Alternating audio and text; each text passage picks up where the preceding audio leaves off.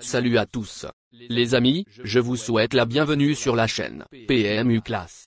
Je vous espère très bien portant. Ici ça va. Comme d'habitude on va songer à ceux qui luttent pour la santé, prompt rétablissement à vous. Les amis, on va faire le pronostic quintet de ce vendredi. C'est la réunion de réouverture sur l'hippodrome de Vincennes et nous ouvrons le bal avec un quintet plus au Malais. Hongre de 7 à 11 ans inclus sur les 2850 mètres de la grande piste. Chers amis parieurs, les chevaux favoris et plus ou moins incontournables du quintet du jour. Nous avions eu aussi les avis des entraîneurs, des jockeys, et des spécialistes du PMU pour vous. Donc les amis, prenez note, et faire votre choix à la fin de vidéo. Les détails de leur performance à suivre. En tête de notre sélection, quintet le numéro 13. Aura notre préférence.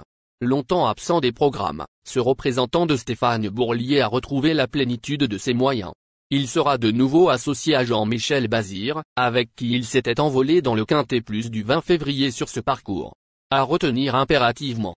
Plus d'informations sur son état actuel à l'entraînement avec Corentin Gourgan, premier garçon de l'écurie Bourlier. Il s'explique. Gamin des Isles, 13, a beaucoup tiré à Laval mais a bien couru malgré tout. Il a pu décompresser depuis et on a eu le temps de bien préparer cette course. Il aime Vincennes et le probable rythme soutenu jouera en sa faveur. Confié à Jean-Michel Bazir, avec qui il réussit bien, il doit être repris en confiance. On enchaîne avec notre deuxième base solide du quintet de ce vendredi. Numéro 6. Encore tout neuf à 7 ans avec seulement 27 courses au compteur, cet élève de Mathieu Abrivard a repris de la fraîcheur après sa courageuse 4e place dans le quintet plus du 12 février. Avantagé par le probable rythme soutenu imposé par Gisaro, 9, il mérite un certain crédit. On se renseigne davantage avec le reporter. Il s'explique. Pour son retour à Vincennes, le 12 février, indice d'argent, 6, a semblé pris de vitesse dans le tournant final avant de très bien se relancer.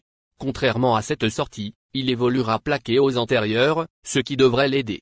Compétitif à ce niveau, il doit impérativement être retenu en bon rang. Cher parieur, la dernière minute du quintet de ce vendredi. Numéro 5. Bon troisième le jour de sa rentrée à Nantes, tout près du Boni Grisoni, il nous a laissé sur notre fin à Laval, 7e.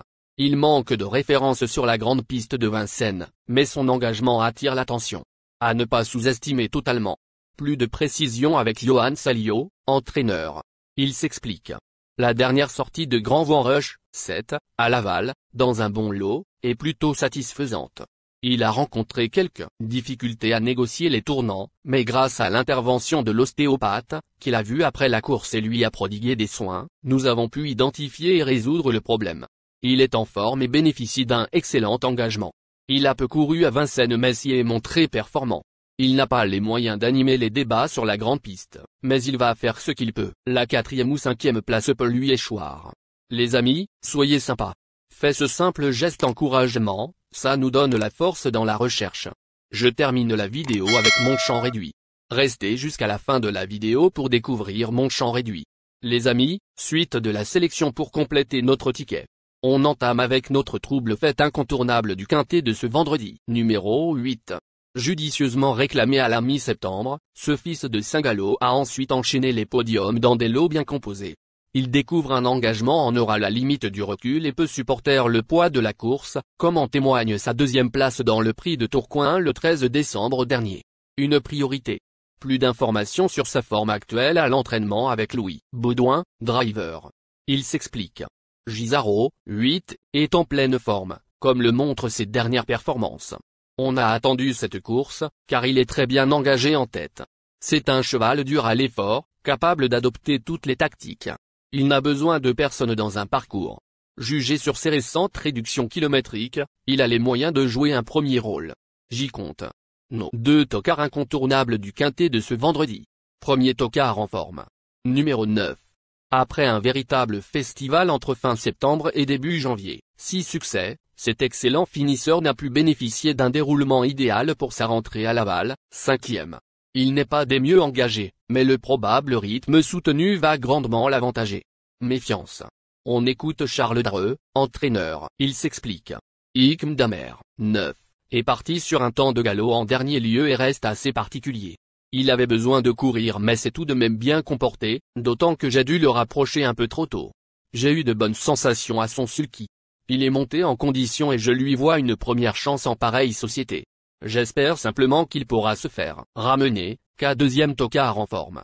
Numéro 10. Cet élève de Christian Bijon a laissé de belles impressions sur la grande piste de Vincennes ces dernières semaines. Il fait partie des plus jeunes et trouve ici une tâche à sa portée.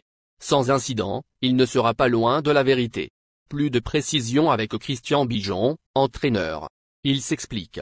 Instant au fort, 10, s'est retrouvé le nez au vent un peu trop tôt la dernière fois. Il a réalisé un excellent hiver avec 3 victoires à la clé.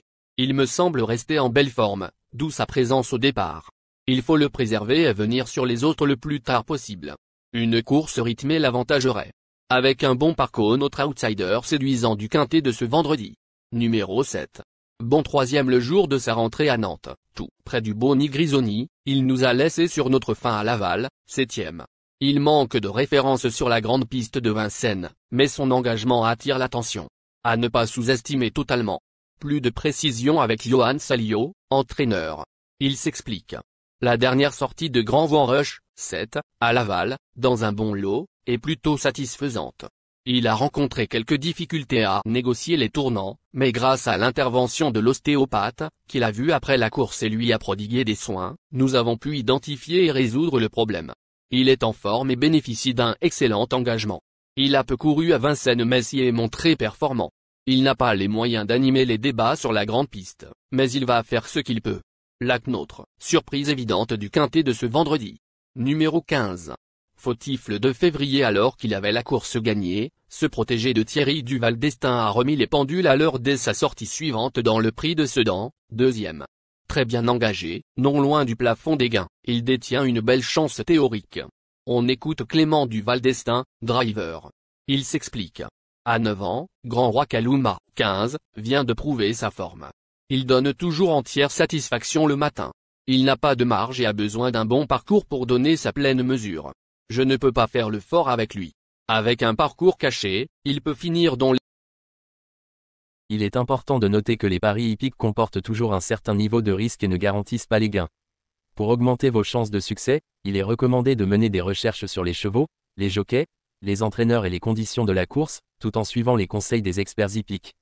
Que vous soyez à Paris, Vincennes, Toulouse ou ailleurs en France ou en Europe, le PMU vous propose une expérience passionnante pour vivre l'excitation des courses hippiques. Les improbables du quintet, le 2, le doux. La sélection quintet du jour, le 8, le 9, le 10, le trait, le 6, le 5, le 7, le 15.